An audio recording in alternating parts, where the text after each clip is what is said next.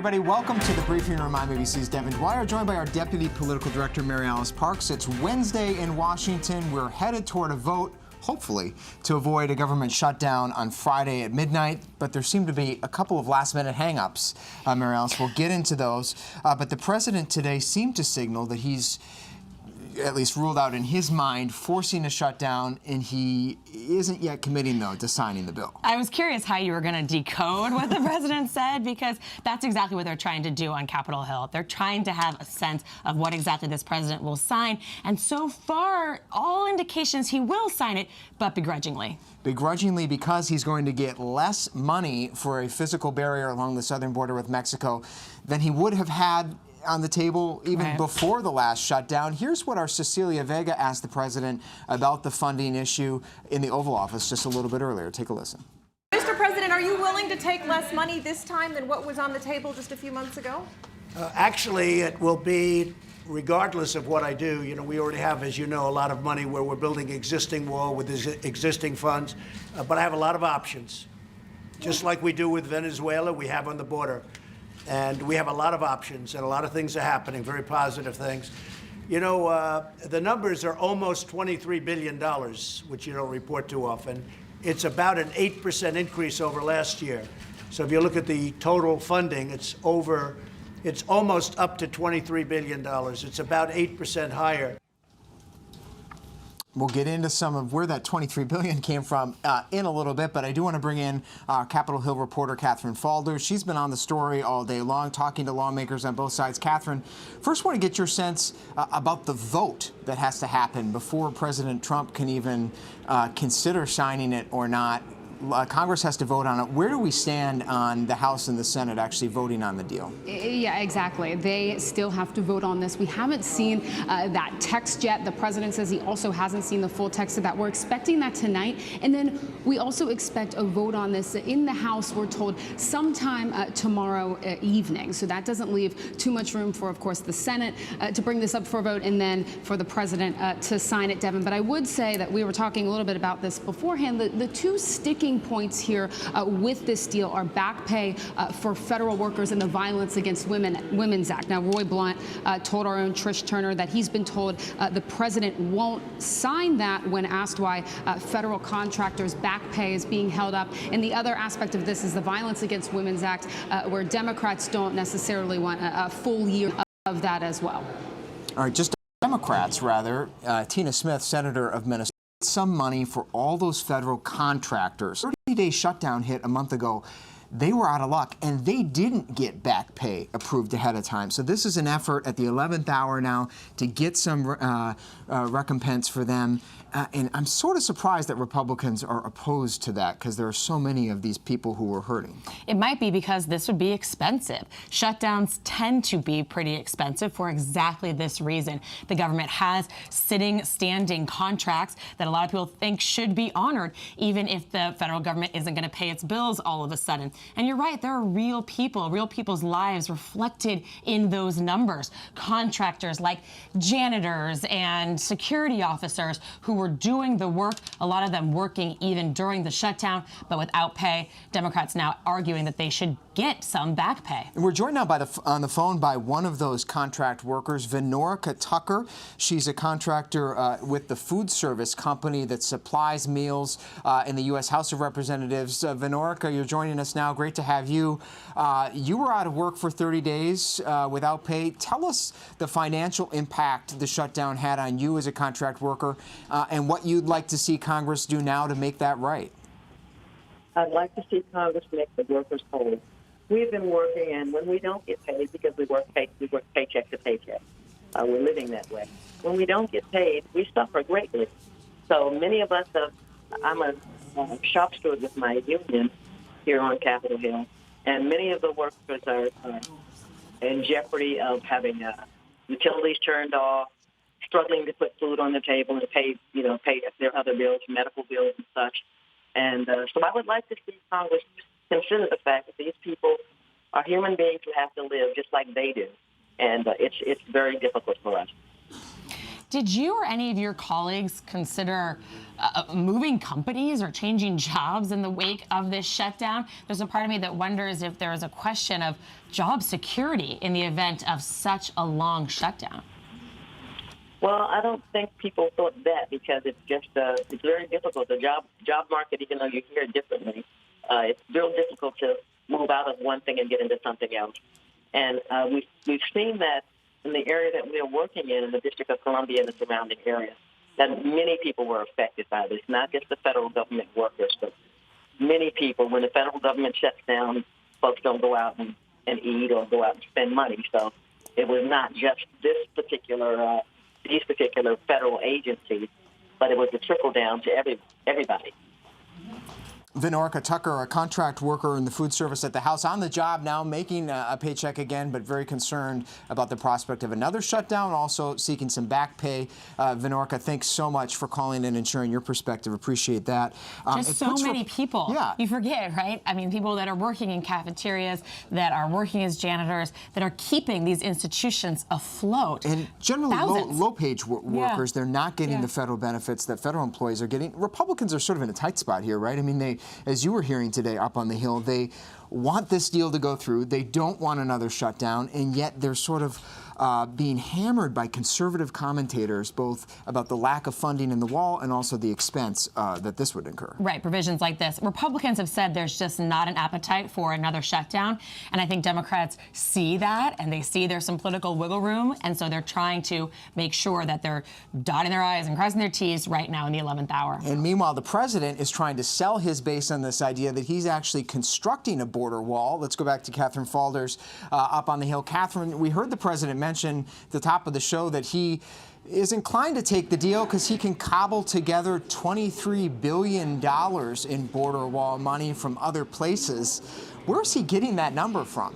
Yeah, the $23 billion, Devin, in my mind, is a little bit of a distraction here. That's under the operating budget of the Department of Homeland Security, as it has to do with border funding, not necessarily building this wall. Now, what he is talking about doing, and where this gets a little bit complicated, is that there's talk of him taking that $1.4 billion deal, but at the same time, pulling money from other agencies, from other pots. So for the Department of Defense, for example, there's a federal statute where he can pull at most $4 billion from their budget. Now, I'm told from sources that is unlikely to happen. They're unlikely to get all of that $4 billion. But still, even with that, that wouldn't get him to that 5.7 that he wants for that wall. So in addition to reprogramming money there, many on the Hill and our sources have said that he will likely declare a national emergency as well to get him to that $5.7 billion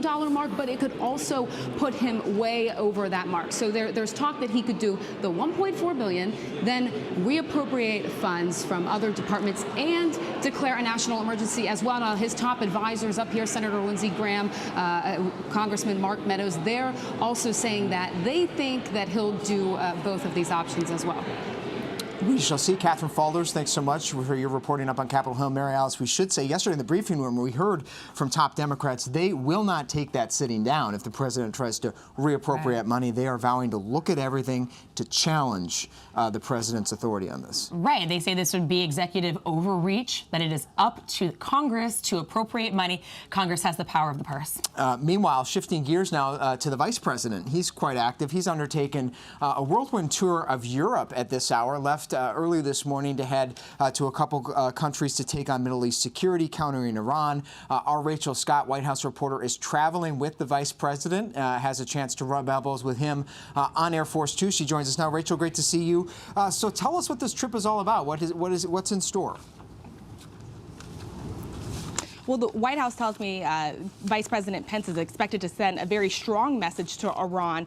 And the United States is partnering with Poland to host the international conference here in Warsaw that is aimed at maybe solving some of the security concerns and some of the problems out of the Middle East. Now, the Vice President arrived today. Like you said, I was with him on Air Force Two, and he got a warm welcome as he came into the airport. He was greeted by more than 600 military members from the armed forces from Poland and the United States. The United States has about 4,500 troops based here as of right now, but they could be expecting to get even more. There has been talk about even expanding that, maybe even having a U.S. military base here to allow permanent residence for some of those American troops here. And today's message was really focused on developing that relationship and that alliance between Poland and the United States. Vice President Pence called it more than just an alliance. He called it a friendship. And so today they were focused on that and expanding the NATO alliance and working together. And so they say that this is something that's going to stand firm. The vice president echoed that he's standing firm behind Poland and that they're looking forward to continue to working together. Devin. Yeah, actually standing next to Poland as Poland stands up to Russia and in support of NATO. And before we let you go, Rachel, know you're traveling on that plane with Jared Kushner, the president's son-in-law, Mark Greenblatt. He's the top Middle East negotiator, which is very interesting. And you had quite an encounter with that whole crew at a fuel stop overseas on the way there. I heard you rubbed elbows with some of them in the duty-free.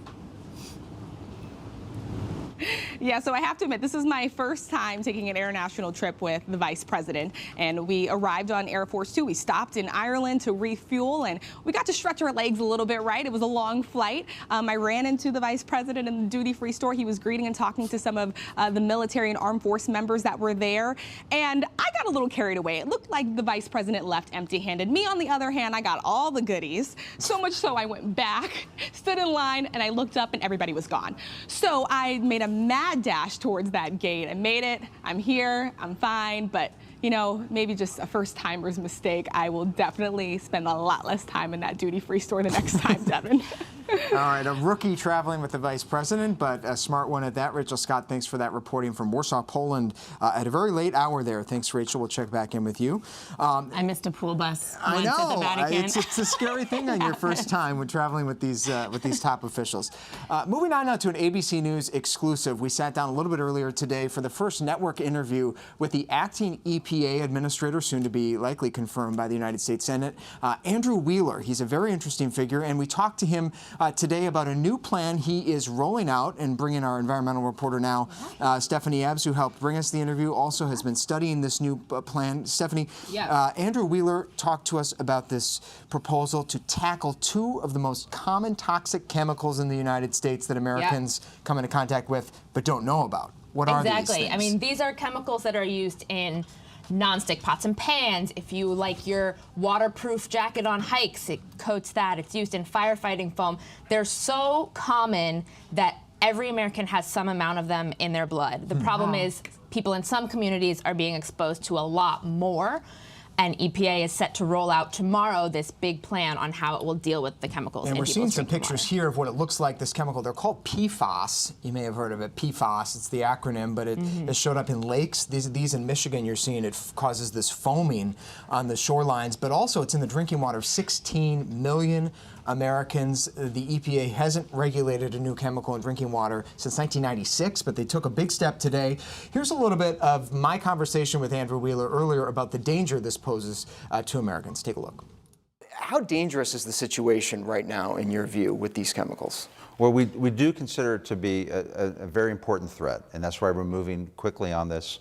So the CDC, a report which just came out, said that PFAS is associated with pregnancy-induced hypertension, liver damage, thyroid disease, decreased fertility, increased risk of asthma, testicular, kidney cancer.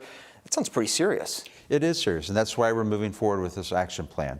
And this is a really groundbreaking action plan by the agency. We've done 8 enforcement actions alone under our existing authorities, but we're moving forward to create new authorities under our Safe Drinking Water Act. We're moving forward to set new regulations, also called an MCL, maximum containment level. You know, we know where the chemicals were manufactured, and we know a lot of the areas where they were actually used. So we're going into those communities to see whether or not the water in those communities are contaminated. But this is, again, we haven't slowed down. We've actually speeded up the process. And it's a very controversial position that he's taking. MaryAlice, you've closely tracked the Democrats' opposition to the president's EPA nominees, including Andrew Wheeler, who's a former coal industry lobbyist. Chuck Schumer, the minority leader, has said that Andrew Wheeler is not doing enough to protect New Yorkers from those two chemicals, and he might block his confirmation. He can talk big, though, but Well, this is really interesting, and why this new rollout from the EPA is a big deal, not only for the lives of Americans, but also politically. He might be able to sway some Democrats to vote for him and work with this administration in this manner going forward. Because you're exactly right. Democrats have been really frustrated with what has, by and large, been a rollback of regulations on energy production, on pesticides, and this is really a move in the other direction. Stephanie, I'm struck. You've talked to a lot of EPA officials. You know the administrator as well, and he's a much less flashy figure than Scott Pruitt was, the first EPA administrator who resigned in that scandal, that ethics scandal, was very combative. It does seem like Wheeler is trying to sort of calm the water, so to speak, and is conscious about his legacy. I do get that impression. I mean, he'll tell you he was a coal industry lobbyist. He also started at EPA. He's worked on environmental committees on the Hill. Compared to the kind of flash and controversy of the Pruitt administration, he seems, very thoughtful. He tends, in my impression is that he prefers to spend his time talking about policy. Yeah, it's a very interesting conversation. We'll have the full thing. We'll run the full thing for you, all 20 minutes tonight at 6 p.m. Eastern Time and 10:30 p.m. Eastern Time on ABC News Live. We talked to him about the Green New Deal. We talked to him about climate change. We talked to him about President Trump and President Trump's view that climate change is a hoax. So there's a lot in there. And tune in a little bit later tonight. Sounds great. It should be good stuff. Finally, though, we've got to talk about something a little bit lighter. I'm not a golfer. You, MaryAlice? Yeah. You are? All right, well, then you need to go over to the White House and check out the new, check out the president's new toy in the residence. The Washington Post broke the story that President Trump has installed a new simulated a golf simulator in a room in the residence in the White House. Looks like something like this. Have you ever used one of those? Yeah, of course I have. You're a hardcore golfer. Gosh, no, we use this when we're trying out new clubs, obviously. And some resorts have them when you're getting ready and warming up. This looks awesome. I'm sure there are some people that will criticize the president for this. Who knows how much it costs? Any change to the White House can be controversial. But we know he's a golf enthusiast. He's owned golf courses around the world. And come on, these are pretty fun, I gotta say. I imagine they are. I need to try them out now. You've sold me. We should add that President Obama did have a golf simulator in the White House as well. It was a lower tech version of this, so we're told that this is simply an upgrade for President Trump. And he did pay for it, apparently, out of his own money. The Washington Post reports that it costs about $50,000 for one of those machines. It does seem President Trump would probably have the cash to cover that, but clear your head, hit some golf balls, virtually or not. He's been holed up in there for all these shutdown days, so he got some golf time in. Been getting a lot of rain virtual here in DC. golf. All right, great to have you with us, Stephanie Ebbs, and for your reporting on the environment. Much more at abcnews.com. Always fun to have MaryAlice Parks here with us, fresh off the Hill. Great to have you joining us today here in the briefing room. We'll be back tomorrow, 3:30 Eastern Time. Be sure to check out our Andrew Wheeler EPA exclusive, 6 p.m. Eastern, 10:30 p.m. Eastern on ABC News Live. We'll see you next time.